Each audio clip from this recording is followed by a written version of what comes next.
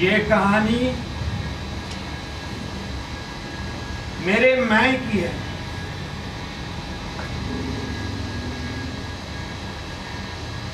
आज से 30 साल पहले मैं अपनी आंखों में फिल्म स्टार के सपने सजाए बंबई शहर में आया था।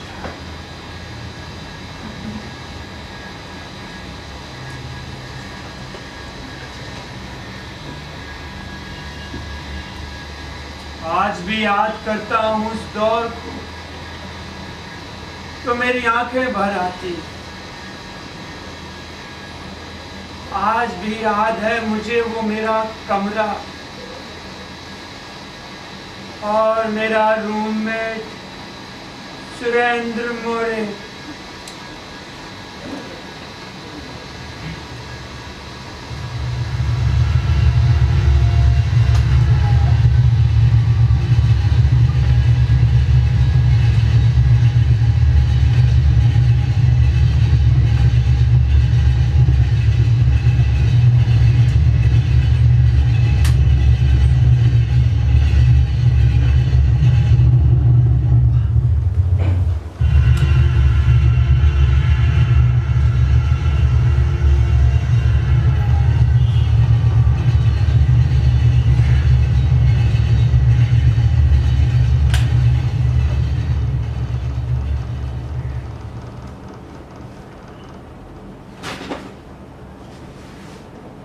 आज मैं थोड़ी देर से सोकर उठा तो मेरा रूम पार्टनर सुरेंद्र मोरे काम पर निकल रहा था।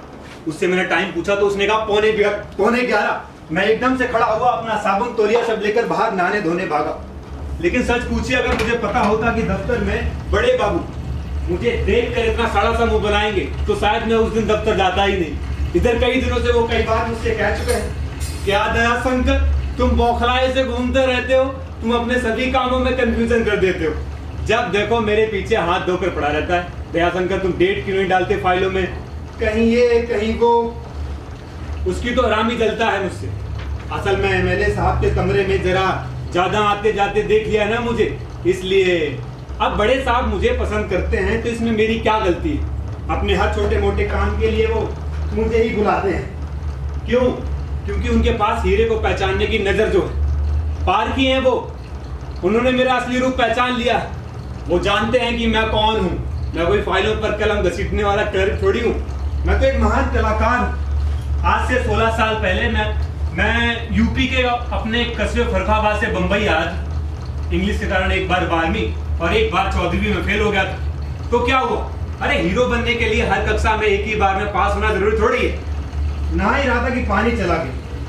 साला वो मोरे ड्रम का सारा पानी भी खत्म कर गया। पता नहीं कितने कपड़े धोता है।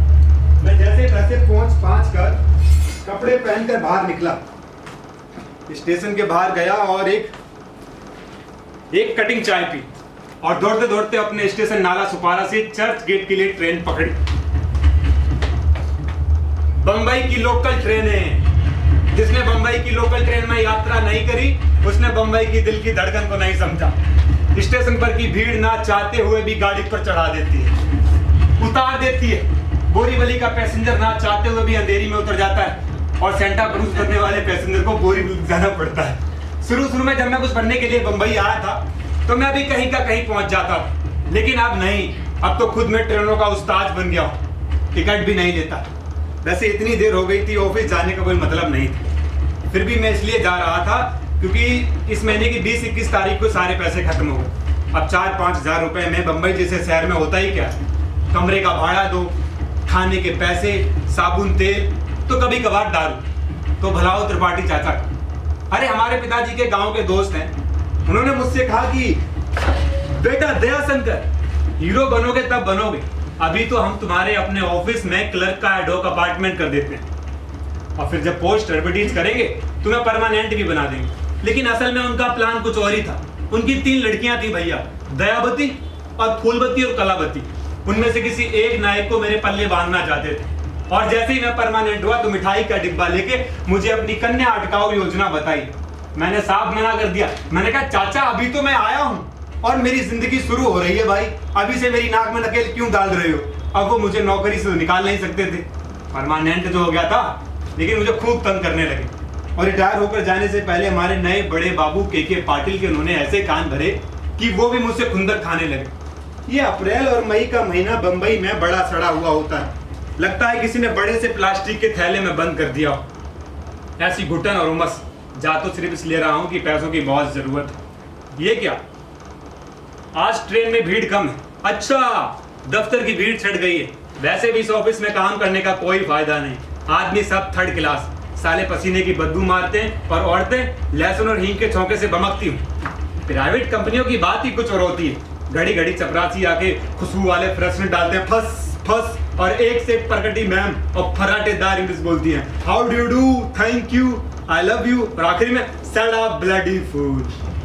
और हमारे यहाँ सब ढीले ढीले थके थके लटके लोग हैं। बस एक बचते ही अपने पुराने घिसे पिटे फर्नीचर लंच बॉक्स निकालते हैं, जेंट्स अलग और लेडीज अलग, और निकालते साले ऐसे पता नहीं क्या निकलेगा। निकलता क्या है? वही जीरे वाले आलू, चौलाई की भाजी, हमेशा वही सस्ती सब्जियां। चर्च गेट उतरा, भीड़ कम थी। स्टेशन के बाहर कुछ मछली वालियां खड़ी आपस में झगड़ रही। अब मछली वालियों को पीछे से देखने में मैं बस क्या बोलूं। साड़ी तो ऐसे अंदर घुसाकर पहनती है, कितना भी घूरो पर अंदर का छोर नजर नहीं आता है। और जब वो चलती हैं तो ऐसा लगता है जैसे दो बड़े बड़े पहाड़ आपस में टकरा कर कह रहे हो, मैं बड़ा कि तू बड़ा, तू बड़ा कि मैं बड़ा। एक दिन ना जाने मुझे क्या हुआ, मैं 8:13 की ट्रेन में चढ़ा। अब ट्रेन में बड़ी भीड़ थी। मुझसे सटकर एक मछली वाली खड़ी थी, उसकी पीठ मेरी तरफ थी। अब ट्रेन जितनी तेजी से चल रही थी उससे कहीं ज्यादा मेरा दिमाग।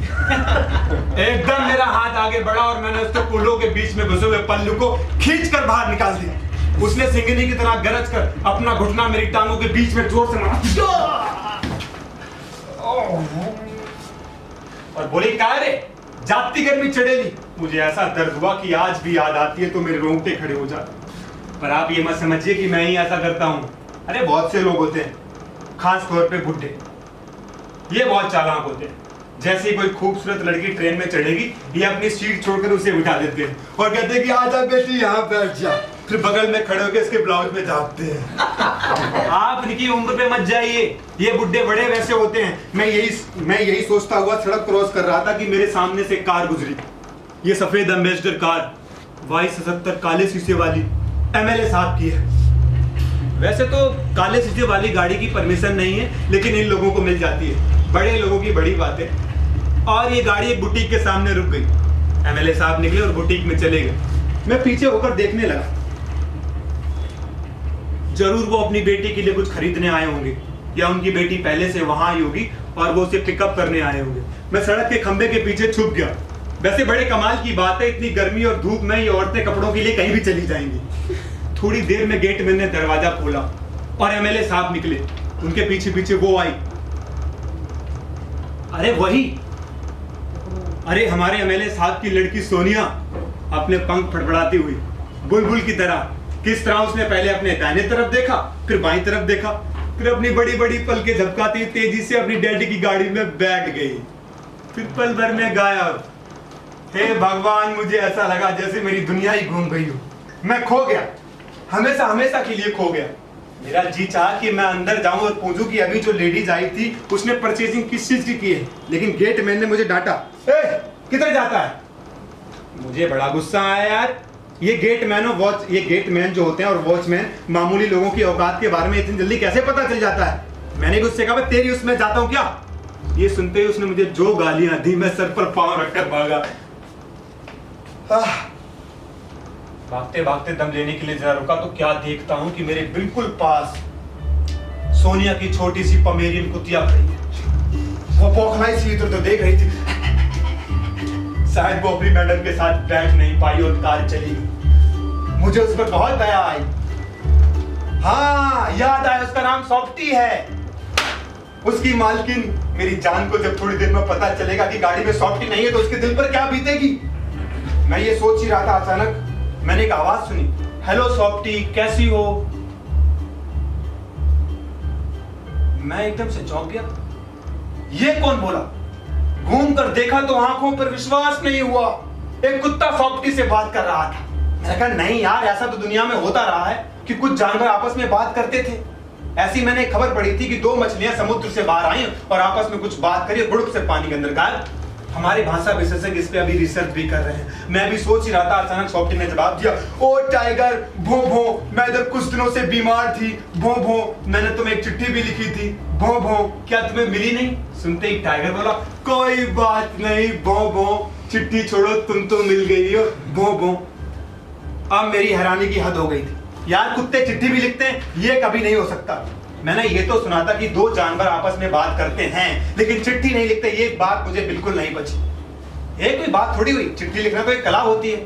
चिट्ठी तो बहुत बड़े बड़े लोग लिखा करते थे, जैसे कि नेहरू जी लिखा करते थे अपनी बेटी इंदिरा के लिए, और रविंद्रनाथ, दाढ़ी वाले बाबा रविंद्रनाथ ठाकुर जी चिट्ठी लिखते थे अपनी विदेशी प्रेमिका को। लिखता तो बनिया भी है लेकिन उसकी लिखावट में बेईमानी होती है। आप निरमा की 1 बट्टी लेते हैं, वो साला हिसाब में 2 लिखता है। जब आप कहते हैं लाला जी हमने तो निरमा की सिर्फ 1 बट्टी ली थी, आपने 2 कैसे लिख दी? तो बिना पलक झपकाए कहता है, लड़के से गलती हो गई होगी बाबूजी। साला। वैसे मैं आपको एक अंदर की बात बताऊं, आजकल मुझे बहुत कुछ ऐसा दिखाई और सुनाई देने लगा है जैसा पहले कभी नहीं होता था।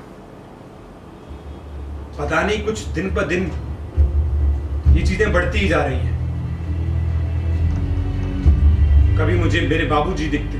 वैसे गांव में मेरे पास भी एक कुत्ता था, मैं उसे बहुत प्यार करता था।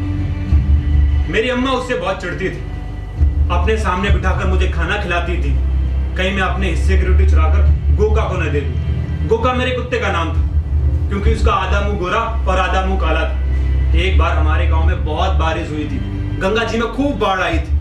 नाव में कुछ लोग नदी पार कर रहे थे कि नाव अचानक भंवर में फंस गई और देखते देखते डूब गई। नाव में मेरे बाबूजी भी थे, उनकी लाश तक नहीं मिली। मेरी अम्मा बहुत रोई, घर में 4-5 दिन चूल्हा भी नहीं चला। हाँ, उस वक्त मैं 13-14 साल का था। मुझसे छोटी मेरी 2 बहनें थी, उर्मिला और शकुंतला। छोटा भाई भी था, उमाशंकर। अम्मा को पिताजी के मरने का तहसीलदार ने 5,000 रुपया मुआवजा भी दिया था। उसके बाद हमारे मामा और हमारे नाना हमारे छोटे मोटे खेत बेचकर हम लोगों को अपने साथ अपने गांव ले गए। हमारे साथ गोका भी गया, लेकिन मेरी अम्मा उससे चिढ़ती नहीं थी। अरे यार, ये टाइगर और सॉफ्टी के साथ चलते चलते मैं कहां आ गया। अच्छा, ये लोग इस बिल्डिंग में जा रहे हैं, सी यू। ये बंबई नगरी भी बड़ी अजीब है भैया, बिल्डिंगों के नाम रखेगी सी यू, गोल्डन बीच, परमेट, जबकि समुद्र और बीच वहां से मीलों दूर होंगे। ये बंबई की बिल्डिंग और घरों में लोग कैसे रहते हैं? एक दूसरे के ऊपर चढ़े हुए, एक दूसरे का दम घोटते हुए, जैसे मुर्गी की गाड़ी में एक के ऊपर मुर्गी जाती है, बिल्कुल वैसे ही।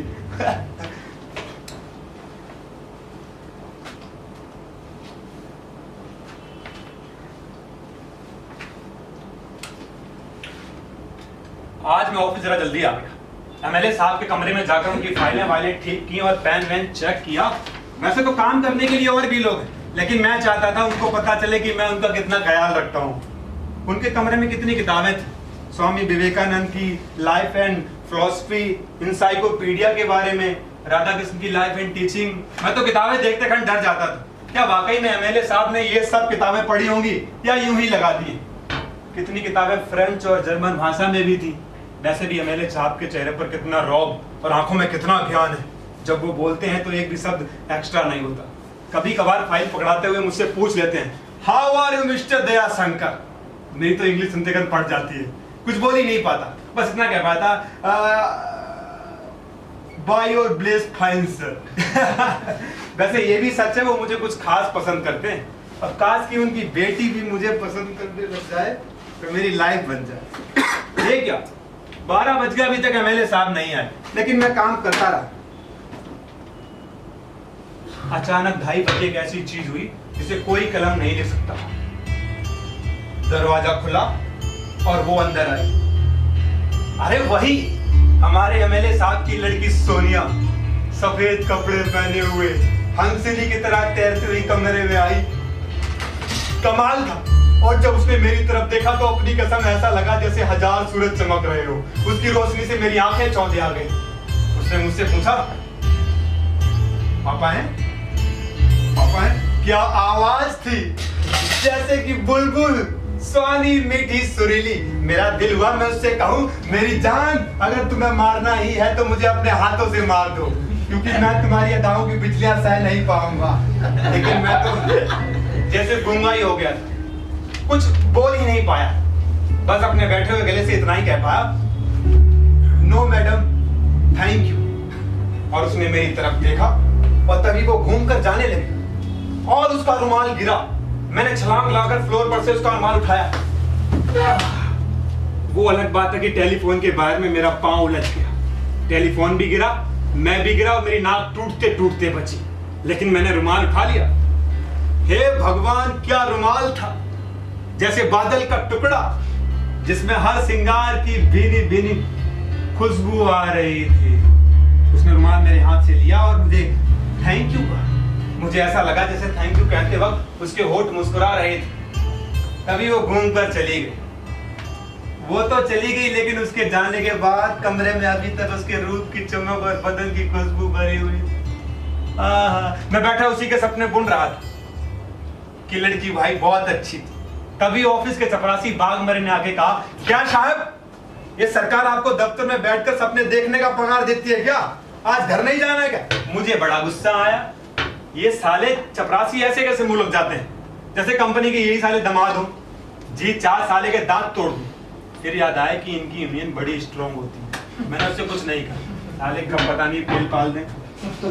मैंने वहां से अपनी फाइल उठाई और सीधा रूम पर आ गया। आने के बाद मैं सीधा लेट गया और बस क्या करता, 12-1 बजे तक बस छत को ही देखता रहा। हमारी छत पूरी तरह बदरंगी सीलन से भरी हुई थी और जगह जगह उसका प्लास्टर भी उखड़ा हुआ था।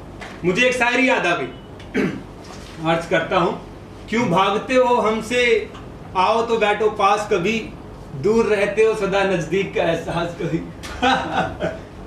कालिदास ने ही तो गालिब ने जरूर लिखी होगी। फिर मैंने जल्दी जल्दी खाना खाने के बाद सोनिया जी के घर जाने वाली बस में बैठ गया और सीधा उतरा जाके सोनिया के घर के सामने। बस उसको घर को ही देखता रहा, पर सोनिया जी कहीं नहीं दिखी। सौप्टी जरूर दिखी थी, एक बार नौकरानी के साथ टहलने के लिए निकली थी, लेकिन सोनिया नहीं दिखी। मैं अपना टूटा हुआ दिल लिए वापस आ गया। क्यों भागते हो हमसे, आओ तो बैठो पास कभी, दूर रहते हो सदा नजदीक का एहसास कभी।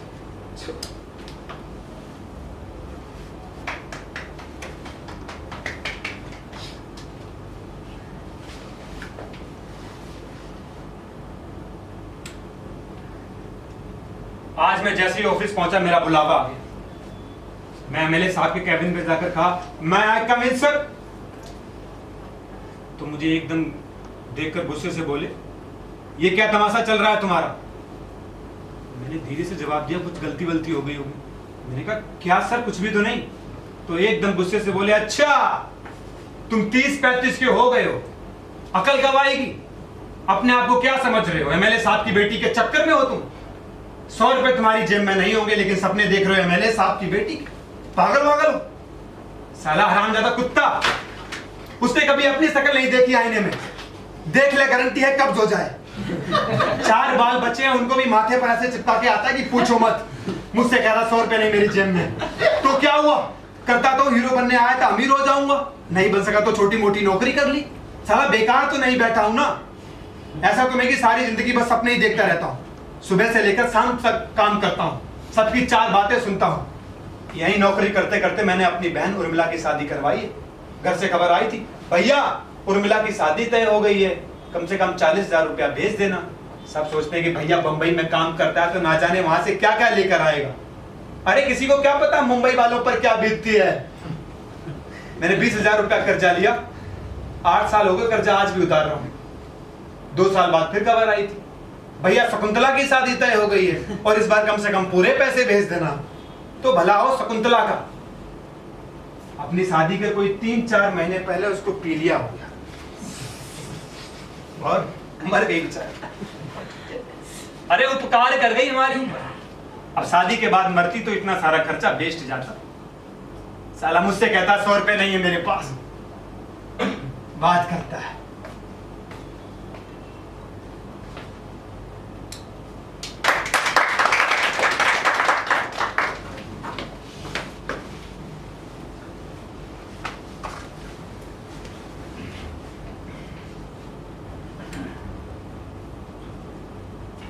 आज सारी रात मुझे ठीक से नींद नहीं आई, बस इधर से उधर।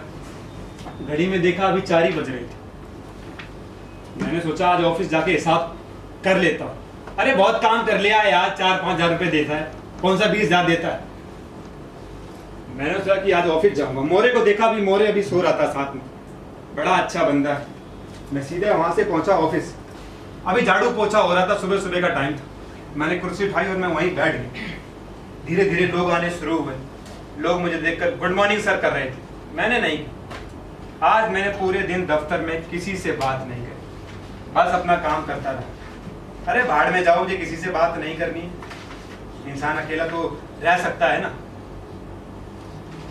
पर मुझसे रहा नहीं गया। मेरे सर में एक तूफान सा उठने लगा। मुझे ऐसा लगता कभी बाबूजी मेरे सामने आते, कुछ तस्वीरें सी मेरे सामने आने लगी। कभी मेरी माँ दिखती, कभी एमएलए साहब की बेटी सोनिया। मेरा सर फटने लगा। मैं वापस फिर मैंने कहा छोड़ो, ये काम मुझसे नहीं हो पाएगा। मैं वापस सीधा रूम पर आकर लेट गया। और क्या करता, रात को जब मोरे आया तो उसने कहा अबे लाइट बंद कर बे। लाइट में क्या हेमा मालिनी मिल जाएगी तुझसे, बंद कर दे। मैंने कहा मोरे वो बात नहीं है, दरअसल बात ये है कि कमरे में अंधेरा होते है कि मुझे डर लगने लगता है। तो बोला भाई डर लगता हो तो अपनी अम्मा को बुला ले। साले ने लाइट बंद कर दी। मेरा मन हुआ दूं साले के, तो कमरे में एक ही बंदा है, उससे भी लड़ाई कर लूंगा तो कहाँ जाऊँ। जैसे उसने लाइट बंद करी तो मैं फिर सोने लगा, पर मुझे नींद नहीं आई। मुझे ऐसा लगा जैसे बिस्तर में कोई मेरे साथ लेटा है। कभी मुझे लगता कि मेरी माँ है, कभी लगता कि गोका है, कभी ऐसा लगता कि सफेद कफन में लिपटी हुई मेरी बहन शकुंतला की लाश। मुझे कुछ आवाजें भी सुनाई देने लगी, जैसे शकुंतला के मरने पर रोती चिल्लाती बहन करती हुई मेरी अम्मा। अरे मोरे बेटिया रे, अम्मा को छोड़ दूंगा। मैंने अपने कान बंद कर लिए, लेकिन वो स्वर फिर भी सुनाई देता रहा। मेरी समझ में नहीं आ रहा था कि मेरे साथ हो क्या रहा है। ये मुझे बेचैनी से होने लगी। मुझे कुछ करना चाहिए, और मुझे पता ही नहीं चला था कि मैं रो रहा था।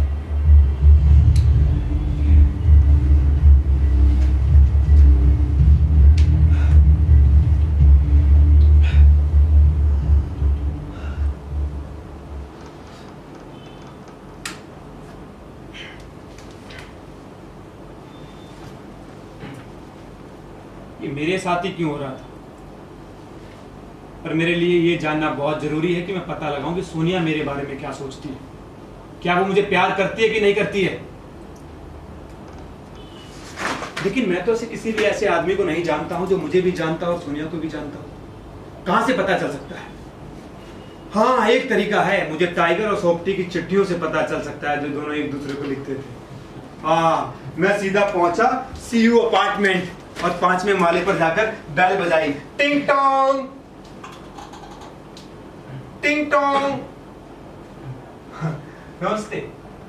दरवाजा मोचों से भरी हुई चेहरे वाली एक लड़की ने खोला।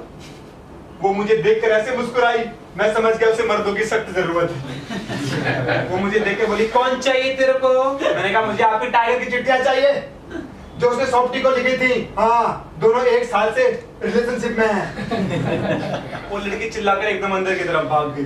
मैं उसके रिएक्शन की परवाह किए बगैर अंदर घुसा और टाइगर के सामान से सभी चिट्ठियां निकाली। अच्छा बेटे, ये गुल खिलाया तुम लोगों ने। उस मौसी वाली लड़की ने अपने आप को बाथरूम में बंद कर लिया और बचाओ बचाओ चिल्ला रही थी। उसको लगा मैं कोई पागल वागल। फिर मैं रूम पर आने के बाद मैंने सभी चिट्ठियां डेट वाइज लगाई और पढ़ने ही वाला था कि मोरे आ गया। क्या हो गया भाई? और आते ही बोला ये कमरा धोने का है। ना शाम के वक्त कौन सा कमरा धोता है भाई? दरअसल बात यह कि हमारी मकान मालकिन की एक लड़की थी जिसका नाम था सुगंधी। वो हमेशा पहाड़ी नदी की तरह जोर पर रहती है।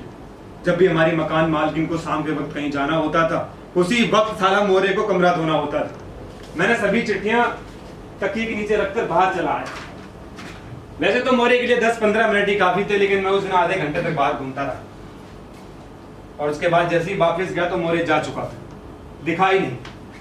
खिड़की से बाहर झांक कर देखा तो सुगंधी जरूर खुशी के मारे फुदक रही थी। मैं समझ गया कमरा धुल चुका है। मैंने सभी चिट्ठियां निकाली, दोबारा डेट वाइज लगाई।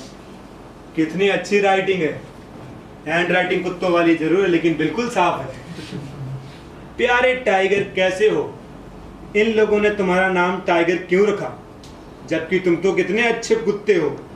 ये अपने नाम तो बहुत अच्छे रखते हैं, विनोद, राहुल, मनोज। और ये हमारे नाम ऐसे जंगली क्यों रखते हैं? Sheru, jockey, tiger. लेकिन उदास मत होना, शेक्सपियर ने लिखा है कि नाम में क्या रखा है। पहुंचे हो कुत्ते हैं यार।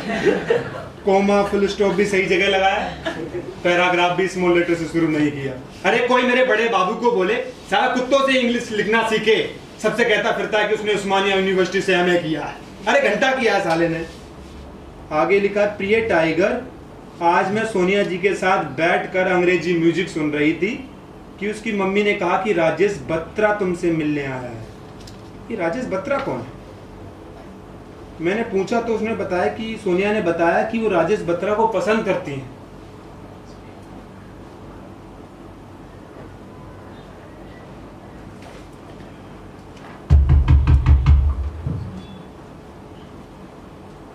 कौन है?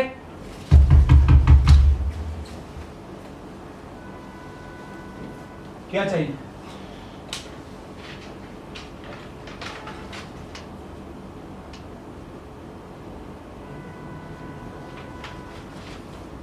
आखिर वही हुआ जिसका डर था, सोनिया की शादी का कार्ड।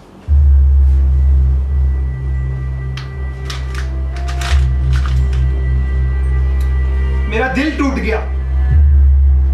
ये क्या मजाक है? कोई बहुत बड़ा आदमी है जिसके पास बंगला है, गाड़ी है, पैसा है, तो हर चीज क्या उसी को मिलेगी? ये भी हो सकता है कि मैं बहुत बड़ा आदमी, मुझे नहीं पता अभी। अगर मान लीजिए मेरे माथे पर ताज आ जाए, मेरे बदन पर राजाओं के कपड़े आ जाए, गले में हीरे मोतियों की मालाएं आ जाए, तब मैं देखना चाहता हूं कि सोनिया मेरे बारे में क्या सोचती है। और साला उसका बाप मुझे राजा के रूप में देख ले तो फौरन 2 सेकंड के अंदर अपनी बेटी की शादी मुझसे कर दे।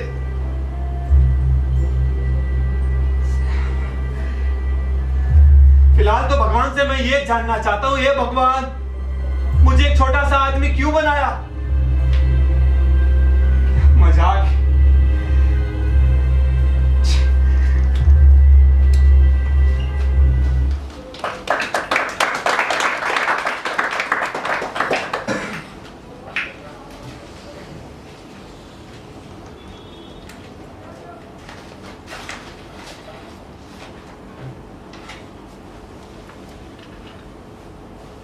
आज मैं सारी सुबह बस न्यूज़पेपर ही पढ़ता रहा, कहीं नहीं गया ऑफिस वाफिस।